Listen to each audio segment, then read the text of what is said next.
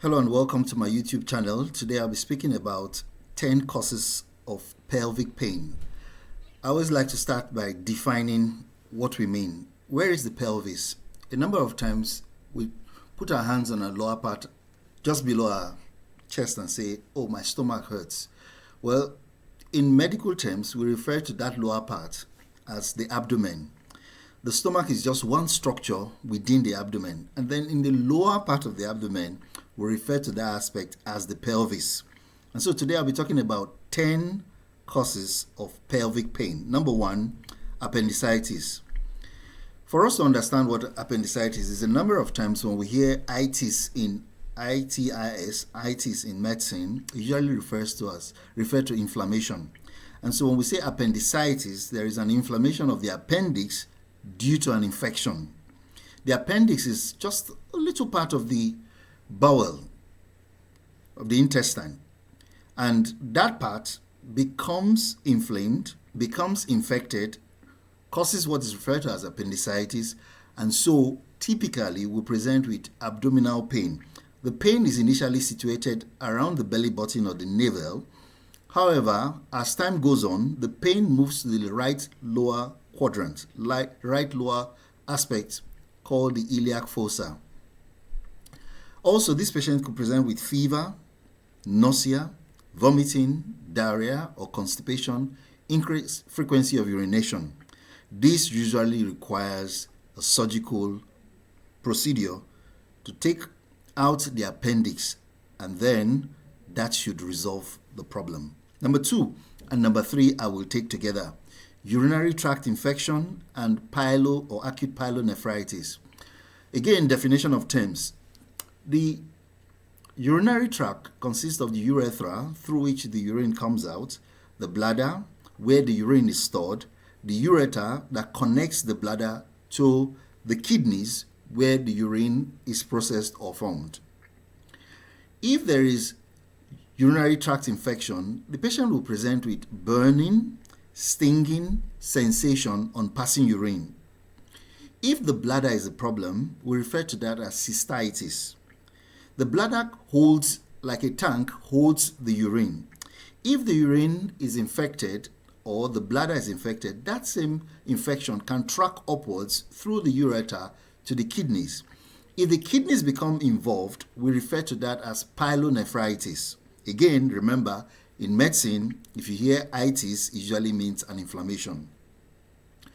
In this case, beyond the burning and stinging sensation on passing urine in urinary tract infection, when it becomes pyelonephritis, there is, in addition to that, loin pain. The loin can also be referred to as the flanks. So the patient's got flank pain. In addition to that, there is fever, there's vomiting. Perhaps the patient could also have cloudy urine. This usually requires the patient being admitted, given antibiotics and analgesics. Number four, kidney stones. Did I hear you say stones? Are you saying that the same stones we see on the ground could also be in our body? Well, not exactly. But if you were to see these stones, they could look like, but they are not the stones you find on the ground. Usually, stones occur from waste products, from crystals, which become lumps. The pain from kidney stones usually goes from what is called the loin, that's the flanks, to the groin, that's the lower part. So if you hear or see a patient having pain from the loin to the groin, that typically connotes a patient that's having kidney stones. How will this patient present? With nausea, with vomiting, and then the urine may have blood in it, what we refer to in medicine as hematuria. How do we treat this condition? The size of the stone will determine the treatment modality that is applied. If the stone is small, the doctor could say, drink a lot of water, and usually you should be able to pass the stone. However, if the stone is large, the patient could be treated using a procedure called lithotripsy, where the stone is broken down into smaller bits and then you should be able to pass it out. However, for bigger stones, you may require surgery. And how do we prevent kidney stones? Drink adequate amounts of water daily. Typically, we're talking about, depending on, number one, where you live. If you live in hot environments, you most likely require more water than somebody living in temperate zones or colder regions. But averagely, about 2 to 3 liters a day should be adequate. Of course, depends also on your medical condition. Number 5, dysmenorrhea. Dysmenorrhea simply means painful periods. And so you have a patient, a lady, having monthly periods, but this time around, the periods are associated with pain. That usually can easily be addressed by using simple analgesics or non-steroidal anti-inflammatory drugs. Number 6, endometriosis. Now, when the stomach, the uterus, or in common parlance, the womb, is lined by a certain type of cells that every month goes through a cyclical period, and then it's shed, and then the woman experiences her periods. If the same cells that line the uterus can sometimes be found in other aspects of the pelvis, what happens then is that during periods they also bleed, but the problem is that there is nowhere for this blood to exit the body, and so they come down with severe pains that could be really, really troubling. How do we address this? Typically painkillers. Sometimes they may require hormonal therapy using combined contraceptive pills, and then sometimes surgery may be required. Number 7, salpingitis / pelvic inflammatory disease. Again, salpingitis. Remember, when you hear itis, it means an inflammation. What is salpingitis? Just a brief overview of the female reproductive system. You talk about the ovaries, the fallopian tubes, and then the uterus. When the fallopian tube is inflamed or infected, you say that is salpingitis. If the fallopian tube, the uterus, the ovaries are inflamed or infected, you say that is a pelvic inflammatory disease. Patient will present with fever, present with discharge from lower parts, and pain. This usually will require adequate treatment with antibiotics. The danger here is that if this treatment is not adequate, down the line, the female may have problems having children, because one of the problems that could arise is that if you have a situation where the fallopian tubes are inflamed, there are some hair-like structures called cilia that can be damaged by infection. If this cilia is damaged, what it means is that the ovaries produce the egg, but there's a problem because the cilia that's supposed to be the comb or the brush that's supposed to bring the eggs towards where fertilization could take place are already damaged.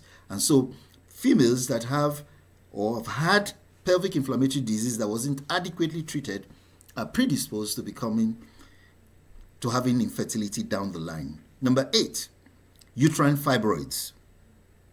These are non-cancerous lumps in the womb.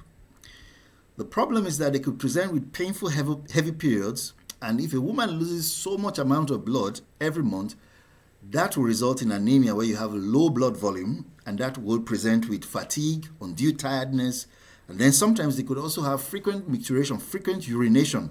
What's responsible for this? If the uterus is enlarged because of the fibroids, the uterus, or those enlarged, when the womb becomes more enlarged than it should be, it can impinge or put some pressure on the bladder, and so makes the woman want to use the toilet again and again. A number of times, the fibroid is actually asymptomatic. In other words, doesn't have cause any problem. In such situations, you don't need to treat. And also, if a woman is approaching menopause or in menopause, estrogen is required for fibroids to grow. And so, if a woman is in menopause, at menopause, the estrogen supply or production significantly reduces. And so, these fibroids may actually shrink and there may not be any need for treatment. However, if you have fibroids requiring treatment, there are a number of modalities. Medications could be given to shrink the fibroids, and then surgery may also be carried out. Number 9, ectopic pregnancy. Usually, the implantation of the baby will occur in the womb. For some reasons, the implantation may occur outside the womb. The problem is that initially there may be no problem. But down the line, as the baby gets bigger, because the baby is not in the uterus or in the womb, what we call uterus, that's the medical name for womb.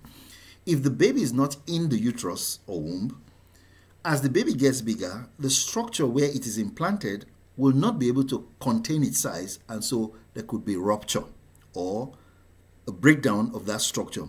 When that happens, that is an emergency. That is not the time to wait and see what happens. Typically, this is a life-threatening condition. The patient will present with severe abdominal pain, bleeding from the lower part. The blood pressure becomes low, and because the blood pressure becomes low, dizziness occurs. There may be fever, there may be nausea and vomiting. This requires urgent surgery. Number 10, diverticulitis. Diverticulitis refers to, or diverticular refers to small bulges or pouches in the walls of the large intestine. When it's not causing problems or symptoms, we refer to that as diverticulosis. However, if it becomes inflamed, remember what I said before, every time you hear itis in medicine, it usually means an inflammation. If the diverticula becomes inflamed, it becomes diverticulitis. Typically, patients who present with low abdominal or tummy pain, worse after eating. They may have constipation or diarrhea, fever, and blood in stools. Treatment will require use of analgesics, antispasmodics for cramps, and antibiotics. Some may require surgery. I've, in this video, discussed 10 causes of pelvic pain. The knowledge is important, not just for you, but for others. If you've learned something from this video, please feel free to subscribe and share. Once more, thank you very much for taking our time to watch. Thank you, and see you again.